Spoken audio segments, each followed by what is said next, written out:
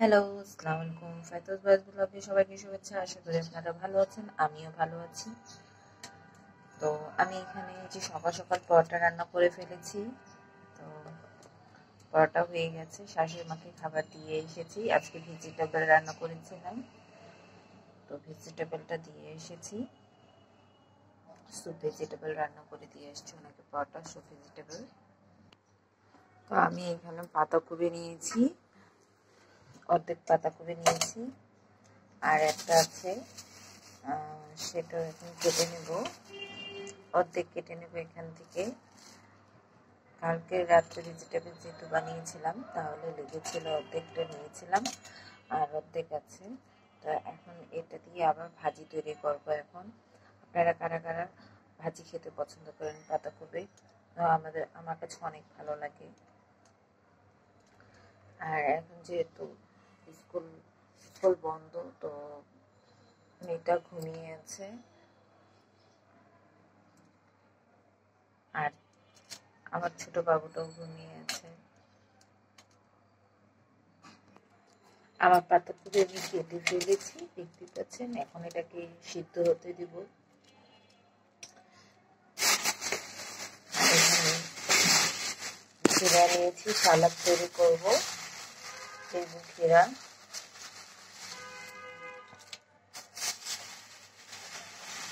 এই লেবুটা আমার কাছে অনেক ভালো লাগে, এটার স্মেলটা এত ভালো, অনেক ভালো লাগে আমার কাছে। বড়টাও ভালো, কিন্তু আমার কাছে এটা বেশি ভালো লাগে, এটার স্মেলটা অনেক ভালো। তো একটু আমি এবার সিদ্ধ করে নিই। জীবনে অনেকটা মুহূর্তে আমরা যা যা করে থাকি, সবাইকে তো তা বলা যায় না। আসলে ভালোবেসে যারা বিয়ে করে তারা বোঝে কষ্ট কি জিনিস। নিজের মনের কষ্টটা কাউকে বোঝানো যায় না। আমি এটা এখন ধুয়ে নিচ্ছি, সুন্দর করে ধুয়ে সিদ্ধ হতে দিব। ভালোবেসে বিয়ে করলে আর কি, কষ্ট তো কাউকে বোঝানোই যায় না। আর যদি জীবন সুন্দর হয়ে যায়, তখন তার কথাই হয় না। আর আনম্যারিড যখন আমরা বিয়ে করি, বাবা মার হিসেবে বিয়ে করি, অ্যারেঞ্জ ম্যারেজ করি, তখন একটু কষ্ট হয়তো বাবা মাকে বলে বোঝানো যায়।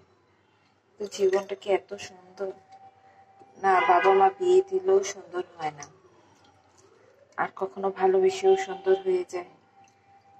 তো আমরা ভালোবাসতে মাঝে মাঝে বিয়ে করতে ভয় পাই। আর সত্যি কথা বলতে, ভালোবেসে বিয়ে করলে যদি মানুষটা পারফেক্ট বের হয়ে, ভালোবাসি যখন, তখন তো পারফেক্টই লাগে, যে সব কিছু পারফেক্ট, আমার জন্য সব ঠিক, সেই পৃথিবীতে একজন মূল্যবান মানুষ। কিন্তু যখন সময় আসে, যখন আপনার হাত ছেড়ে দেয়, তখন আপনার মনে হবে জীবনটা কত তুচ্ছ হয়ে গেছে। কাউকে বলা যায় না, বোঝানো যায় না, বাবা মা নিজেরা বুঝতেও চায় না, কারণ নিজের পায়ে নিজের কোড়াল মারাটাকে আর কি বুঝবে?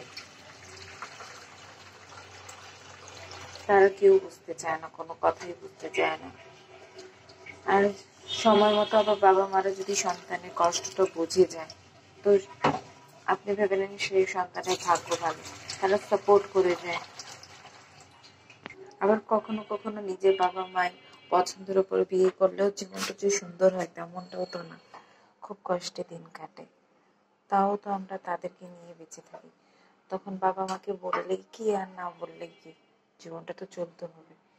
হ্যাঁ, এখনকার যুগে ডিভোর্সের প্রচুর পরিমাণে আনাগোনা খেলাগুলা, কিন্তু সেটা তো আবার সবার ক্ষেত্রে পছন্দ হয় না। একটু কষ্ট করে সইতে চায়। থাক, সংসার তো, ছেলে মেয়ে সন্তান রেখে কেউ ডিভোর্স নিয়ে যেতে চায় না। হয়তো কষ্টের মধ্যে দুইজন যাবে, কিন্তু সবাই যেতে চায় না, সব সন্তানরাই যেতে চায় না। আর এভাবেই সংসার, আমাদের জীবনটা চলে যায়। তখন কাকে বোঝাবো? আর সবাই তো আর ডিভোর্স দিতে পছন্দ করে না। সময় সময়তে সবকিছু মেনে নিয়ে করে চলতে হয়। এটা কি বলে, অ্যারেঞ্জ ম্যারেজে ভাগ্য ভালো খারাপ সবই হয়, লাভ ম্যারেজও সেটা। কিন্তু পরিমাণ, যদি লাভ ম্যারেজ করে ফেলি, তখন বাবা মা সেটাকে সাপোর্ট করে না, সব ক্ষেত্রে করে না।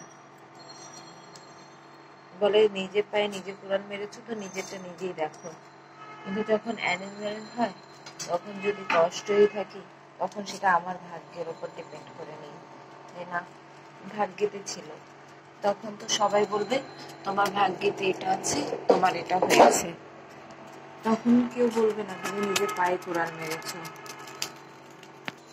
এটার জন্য বলি একটু গুছিয়ে নাও, ডিভোর্স করা আর ছেড়ে দেওয়া অনেকটা ইজি, একটু গুছিয়ে জীবনটা কাটানোটাই অনেক ভালো।